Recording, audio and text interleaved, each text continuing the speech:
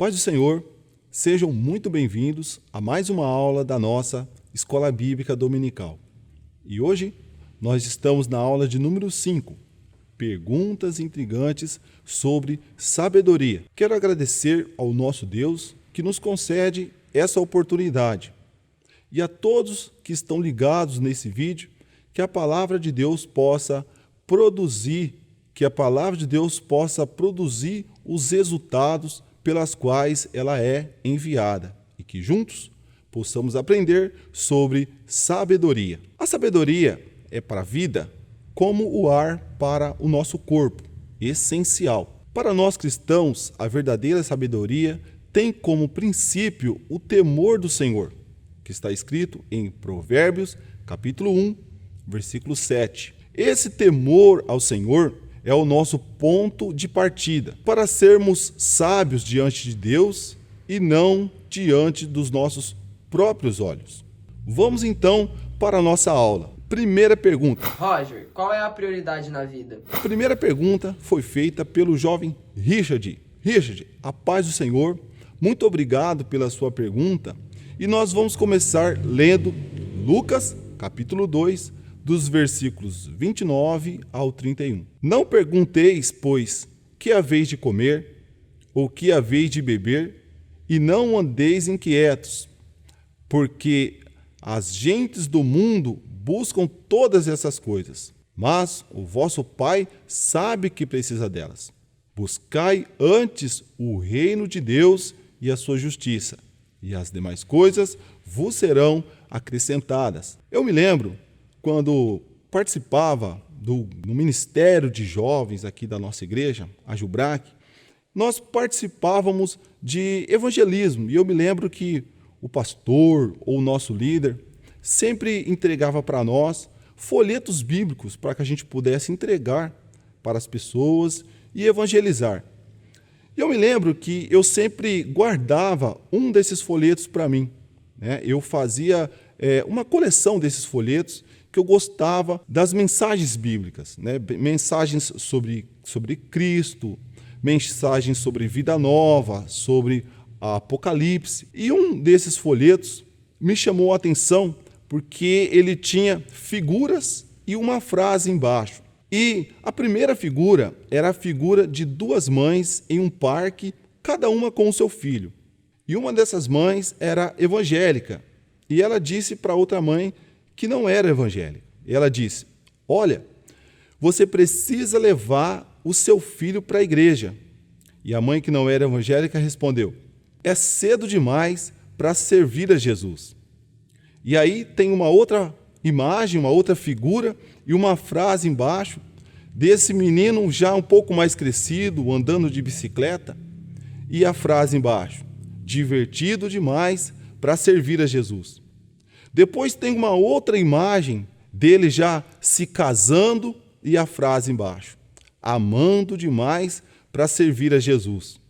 Depois tem uma outra imagem dele trabalhando na frente do computador, bem atarefado, e a frase embaixo: ocupado demais para servir a Jesus. Depois tem a imagem dele já velhinho, sentado num banco de uma praça com uma bengala na mão, e a frase: cansado demais para servir a Jesus. Depois, obviamente, a próxima figura é a figura de uma cova e uma cruz em cima e a frase: tarde demais para servir a Jesus. Isaías 55, versículo 6. Buscai ao Senhor enquanto se pode achar, invocai-o enquanto ele está perto. Richard, fama, dinheiro e os prazeres parecem prometer muita felicidade. É por essa razão que tantas pessoas perseguem essas coisas como a prioridade máxima na sua vida. É muito importante observar que muitos que alcançam essas coisas sentem-se infelizes e incomodados porque se sentem incompletos e infelizes por ter alcançado. Infelizmente, na correria da vida, muita gente não tem tempo para Deus. Não podemos deixar Deus em último lugar em nossa lista de prioridades. Ele é a prioridade máxima da vida. O conselho bíblico é muito claro: buscai antes o seu reino. Sua vida, sua inteligência, habilidade, personalidade, lutas e dificuldades, tudo o que você é e possui pode ser potencialmente utilizado para honrar ao Rei da Glória hoje. E finalizamos dizendo: foi para isso que todos nós fomos criados. Isaías 44, versículo 7. Vamos então para a segunda pergunta. Fala, Roger, beleza? Minha pergunta é a seguinte: por que ser honesto se a maioria das pessoas não são? Abraço. Lucas, paz do Senhor, muito obrigado pela sua pergunta. E em 2 Reis, capítulo 5, dos versículos 19 ao 27, conta a história de Geazi. Geazi parecia um homem bom. Ele trabalhava para o profeta Eliseu e conhecia bem de perto o poder de Deus. Infelizmente, esse homem resolveu agir com desonestidade. Movido pela ganância, mentiu para Naamã e para Eliseu e apropriou-se daquilo que não lhe pertencia. As consequências do seu erro não demoraram. Além de perder o respeito e a confiança de Eliseu, foi acometido da lepra de Naamã. Não adianta ser desonesto, mais cedo ou mais tarde colheremos os frutos de nossa desobediência. Eu quero fazer aqui duas perguntas que nos ajudarão a fazer uma reflexão. A primeira: será que a ocasião faz o ladrão? E a segunda: de onde vem a honestidade? Da formação? Da educação? Ou da fé? Não abaixe o seu padrão moral. Ser sábio aos olhos do mundo é levar vantagem em tudo. Ser sábio aos olhos de Deus é temer a Ele em tudo e evitar o mal. Preste atenção. Minutos de prazer não compensam anos de tristeza. Seja sábio aos olhos de Deus. Vamos então para a terceira pergunta. Qual o valor de uma boa reputação?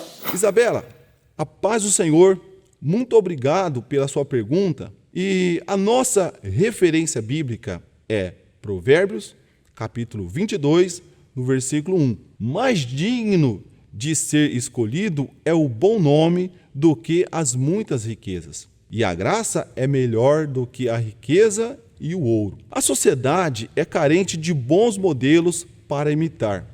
O povo, infelizmente, acaba seguindo a qualquer um. Seja você mesmo. Se avalie diante de Deus para buscar transformação necessária. Não para tornar-se igual a alguém, mas para se tornar integralmente você mesmo, como Deus planejou. Somos representantes de Deus na terra. Nosso papel na sociedade é uma das formas como fazemos isso. Assim, carregamos a responsabilidade de ter uma boa reputação para que o nome do Senhor seja glorificado através da nossa vida. Como é importante ter um bom nome. Há quem busque posição social e riquezas sem se importar com sua reputação. Tal procedimento é insensato. Em muitos casos, é melhor renunciar os próprios direitos para preservar um bom nome. Uma boa reputação não só beneficia quem a possui, mas também a todos quantos se inspiram no conselho e na prática de uma pessoa que tem boas qualidades. Portanto, sabedoria é ser você mesmo, cumprindo o seu papel no local aonde você está inserido, refletindo assim a glória de Deus. Vamos então para a nossa quarta pergunta. Roger, beleza? Minha pergunta é essa daqui, ó. Como que faz para alcançar o sucesso? Responde aí para mim. Forte abraço. Tiago, paz do Senhor, tudo bem? A resposta para essa pergunta é exatamente o Salmo 1. Gostaria de ler os 3 primeiros versículos, que diz: Bem-aventurado o homem que não anda segundo o conselho dos ímpios, que não se detém no caminho dos pecadores e nem se assenta na roda dos escarnecedores. Antes, tem o seu prazer na lei do Senhor, e na sua lei medita dia e noite.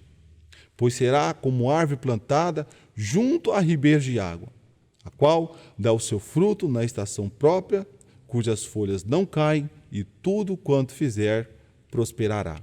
O sucesso na vida não está ligado apenas ao aspecto financeiro e profissional. Há outras qualidades importantes e indispensáveis para um verdadeiro sucesso, uma vida plena perante Deus e os homens.